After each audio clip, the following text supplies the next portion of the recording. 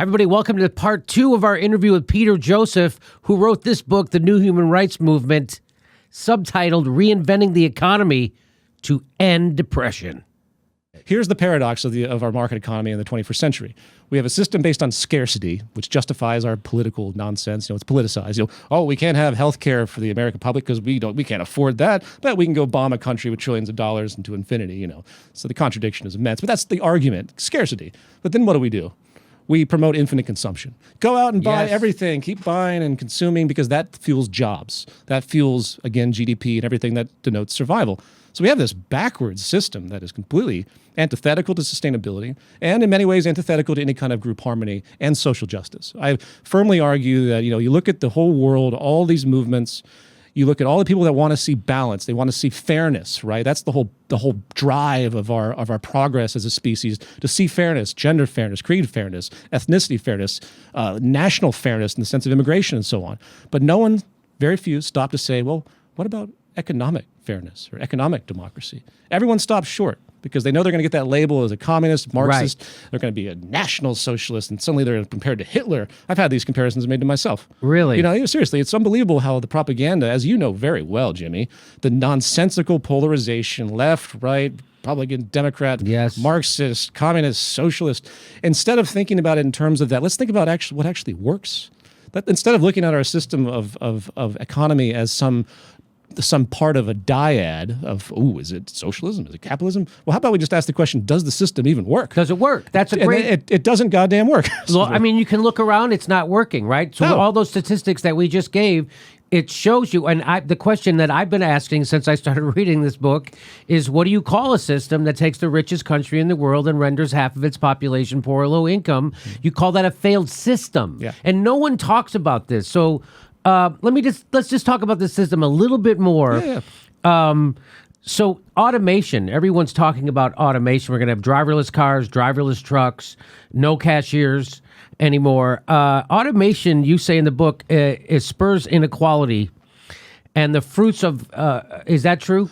Well, keep going. And that the fruits of robots go to the upper class. As in the current system, absolutely. I think, in fact, the big since the Great Crisis, the Great Recession, whatever they called it, 2007, 2008, and then you had the recovery, right? And it's been well acknowledged that 95% of that recovery money went straight to the upper 5%. Right, 1%. Went straight to them. So that money, really, that wealth is actually output by the process of automation and industrial efficiency. Sorry, that's a slight aside.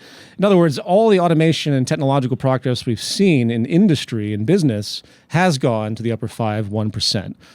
That is, unfortunately, where the driving force of rapid inequality is coming from. Why? Because we're not using automation in the way that we should as a species, and that is to replace monotonous and boring labor, to free people, to enable people to actually have creativity and to do things that they want to do.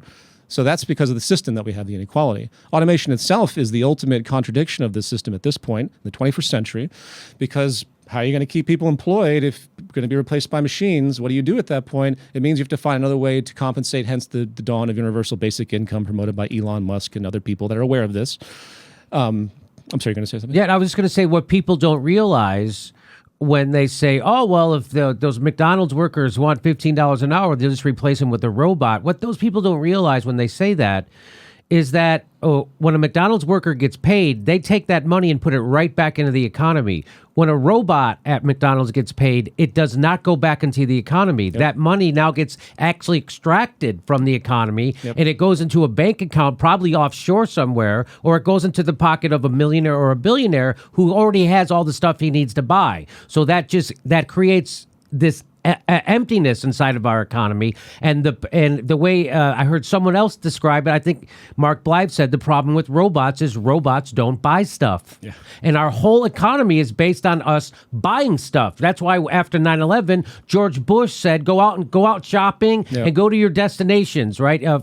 And so because this is what our whole economy is based on. If we're afraid to shop, our economy will constrict. So automation is going to mean constriction, and all that extra money being saved by robots is not going to go back into our economy, but go back to the 1%. Right? Do I have it correct? You do, absolutely. And of course, the pundits will say, well, if you give more money to the business class, so it's just trickle down as it always does, right? But the evidence is in, right? We've tried this trickle down economics now going on 40 years. Yeah. And by the way, just the sound of that. Please, sir, may I have a trickle? Yeah. Is there a trickle of money for me? Please, sir, a trickle. That's what that sounds. It's exactly what it is. And we're living in it doesn't work. No. One more thing I want to just be.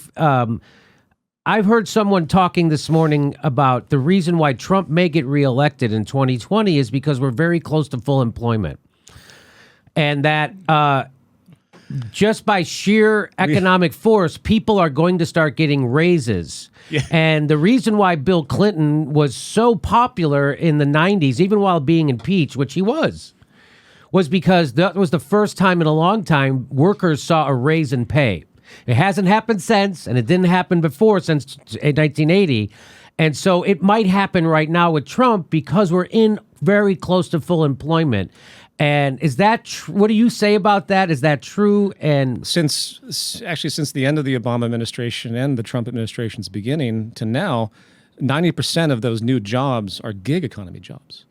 They're not real jobs with benefits. They don't have health insurance. What does that mean, gig economy? It means that they're just freelancers. They're freelancers that have no liability. They can be fired at a whim. They have like an Uber driver or a Lyft driver? Absolutely. And I think it's really depressing that we hold up this statistic. Well, first of all, as you know, there's a massive percentage, probably 12, 13% of people that are off the grid, so to speak, when it comes to unemployment. They're just not even in the system anymore because they don't try. And they live, in the outskirts, and they do, complimentary things in their neighborhood. But so unemployment is actually a lot higher than they say it is. So the real unemployment, what would you say it is? I'd say it's like 14%. Really? Yeah. Yeah, there's people that track these metrics every year. And I'd say it's maybe a little less than that now, but it's close to that because they're not counting these folks. These people live on the outskirts. They're off the grid, literally. They're not metrically denoted. So again, then back to the gig economy. Okay, yeah. So we apparently have more people employed, but they're employed in terrible jobs that don't have any future. And just to speak to that, 44% of homeless people have a job. Yeah, exactly. So what does that tell you about the jobs in America? Exactly. So it's not obviously that's not just like GDP. It's not a metric of progress. You have to go deeper. Right. So people just throw this stuff out there, and of course Trump being the whatever he is, he'll give you the superficial everything. Yes. And as the Republican Party will to support him. One thing I want to say about the unemployment thing, just to make a point, a broad social point, not to distract, is that what has been the greatest driver of oppression on this planet since human history, and that is oppression of labor.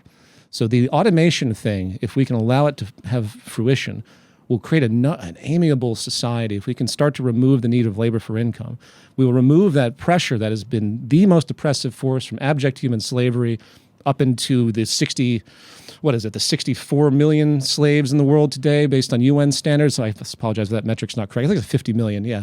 And they're being manipulated through through the sex trafficking or through domestic house trafficking. Like I'm sure you heard about the people in Washington, political leaders that basically had slaves doing their laundry. So all of that could go away if we start to reorganize our economy. Just that simple notion of generating a new social construct where we're not constantly at war with each other. Employees aren't at war with other employees. Companies aren't at war with other companies. And that's what I talk about at the end of the book, is you can do it. So you do say, in fact, I wrote it down, everyone can enjoy a life of leisure if the wealth created by machines is shared. That's actually what Stephen Hawking said. Oh, okay. Yeah, I quoted him in the book. Okay, I'm quoting you. He's absolutely right. In his general intuitive brilliance when it came to social issues, it makes perfect sense if you and here's one thing that I think is worth bringing up before I forget, is that we have this infinite wants culture. We have people that think that we're insatiable, right? Humans are insatiable. They want the 10 Lamborghinis. They want the room with the 700 rooms, the mansion 700, whatever. Turns out not true, right? It's preposterous on its head to say that would be true. I think it's a burden to see that anyone that even want to have that kind of liability. It's a value system problem that's been generated through our market-driven status system that says you are what you own and you are how much money you have in your bank account. But back to my core point, though, is that value system, if that's true, then we might as well just slit all our throats right now. I mean, this is what mainstream economists, political economists, philosophers of economy have been saying forever. And it's held up by all the libertarians, like, oh, you can't have any kind of balance or equal distribution. You can't do that because people have are irrational, basically, and they have infinite wants. And that is absolutely preposterous, that this idea, this myth. In fact, there was a study done. You could probably remember the name of it. I don't, but the numbers that I remember being in the study was that they tried to figure out your level of happiness as relates to your income. All right, the $75,000. The 75. Yeah. So talk about that. So that's a good metric. I mean, I think that's a little loose, but based on the polls that they did, once you reach a threshold of $75,000 a year, I'm not sure what region they're accounting for. Assuming they're compensating and averaging it out, right? For real estate would be a bigger factor in Los Angeles and New York and San Francisco precisely. than it would be in Des Moines. Exactly. But so roughly, there's a number, and they were able to figure out. And they said it was 75,000. I'd say if you live in LA, it would be probably 100,000.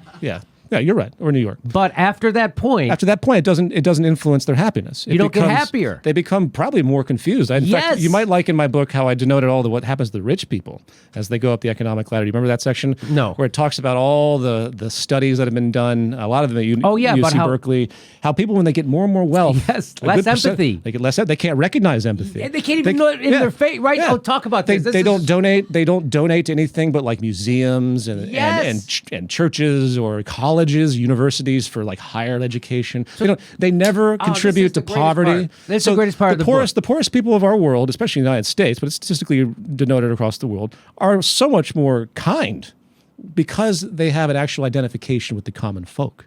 But the more you get wealthy, the more you separate yourself, the more you become like Trump, the more it becomes some kind of weakness to care.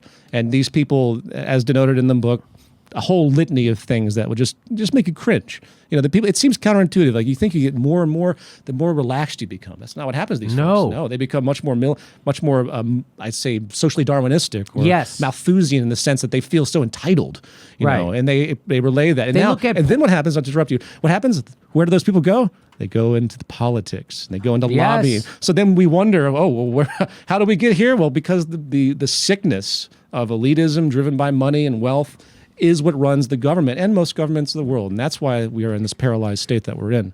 Yes. So in a sense, being wealthy starts to impact you in a mental health position in a negative way. You start to lose empathy for other people to the point where you can't even... They did those studies are awesome where they couldn't pick up on social cues. Right. The richer you got, you lost your ability to pick up on the people's social cues from their face. Right. They've done other studies where they've even played games with Monopoly. Yeah. And so they would give one person way more money at the start. And then when that person won at the end, they would say, what did you think it was fair? And they go, yeah, I think I played better than everybody. So people who end up winning, even when the game is rigged in their favor, and they know it, still think they deserve what they got. Now, relate that back to the sickness of the billionaire class. Yes. I mean, here's what I look for whenever I think of a billionaire, maybe positive ones. There's always something philanthropic that, has its role, and we should commend some nuance, commend some element of their behavior. But here's the clincher. If you're a billionaire and you don't admit that there's something very wrong with a system that allows you to be a billionaire, then you're kind of off the moral radar as far as I'm concerned. You can go out and promote all the things that you think are positive. You can be the Elon Musk humanist or the Richard Branson or the Bill Gates or whatever. But if you're not acknowledging the fact that it's wrong for that to even exist, just like it's wrong for there to be a homeless person on the street, those extremes should not exist in human society, and they do nothing positive. And anyone that justifies this in terms of the innovation and so on, that's another conversation we can have. No single person innovates. Then everyone builds upon everything else laterally in terms of our communication actively and through generational time. So this whole idea, you get what you work for. Well, if that's the case, then every single person should be born into a blank space. With no streets or infrastructure. And have to build everything themselves to get what they work for. So these preposterous philosophical notions, they need to be shut down. Our next live Jimmy Dore show is July 1st in Portland, Oregon. There's a link for tickets for all of our live shows right there. And if you can remember, please take a moment to make sure you're subscribed to the show. It only takes a second. You probably think you're subscribed, but you probably aren't. Just make sure you're subscribed. Click that bell so they send you a notice when we drop a video. Otherwise, they won't tell you. And if you become a premium member or a Patreon, we give you hours of bonus material every week. And we do a live chat every Saturday at 2 p.m. Pacific time where you can ask us questions and we'll answer them. Plus, we're on Steam It. We're steaming it right now.